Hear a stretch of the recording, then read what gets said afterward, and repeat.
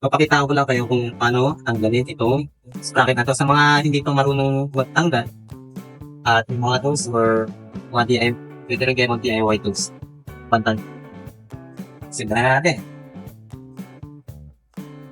Ito guys, yung gagamitin kong pangtanggal ng sprocket.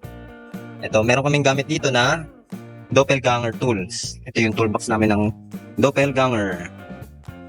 Yan po. Ito yung pantanggal ng sprocket. Pampigil. Ito yung pang torque, yung pampihit or pang-higpit. Okay, simulan na natin guys. Ito guys, balik tayo dito. Yan yung sprocket, ganito ang likod. Yung loosen ng thread is pag ganito.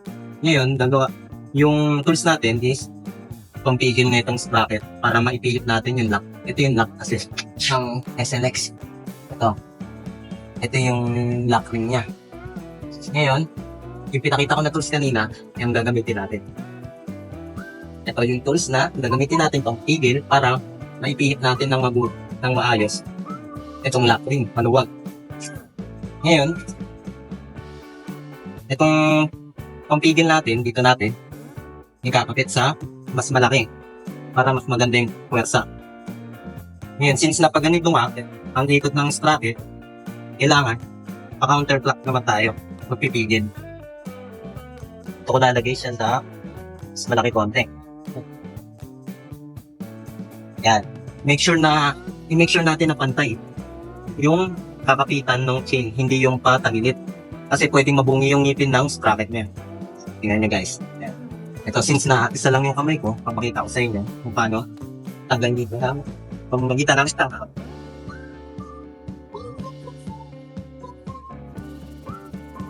Ito naman guys, yung pampilid natin sa lock ring.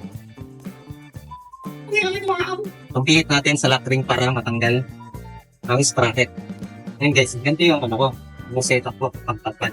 Since na isang kamay lang ang gagamitin mo. Across siya, ito ba dun? Ito, patay. Para magkontrahan, kukontrahin niya yung kapatibot. Ngayon, pag ginato ko to, yan, diba? Hindi siya umilikot kagad. Minsan malayo siya, ilalamig ko siya ng konti.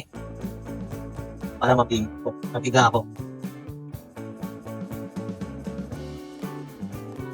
Yan guys, nakita nyo. Mapiga ako ng sprocket. Ayan. Lalos na natin yung sprocket. Ito yung lock ring na sinasabi ko. Ha? Ano ba? Oh! Ingat kasi yung gantong SLX is isa-isa siya. Yan. Higa po muna natin para hindi nilaglagan. Tanggalin yung ito, tanggalin natin. Tanggalin natin ito video. Yan. Tanggalin natin ng buo. Ingat kasi may mga spacer ko sa loob na hindi dapat maiba yung pagkakalagay. Tulad na ito.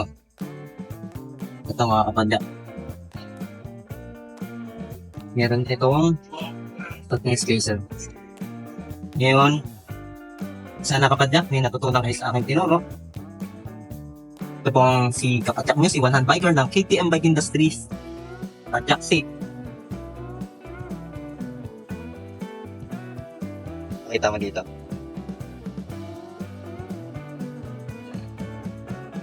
Oh, pwede nang pampihit. Batch kit.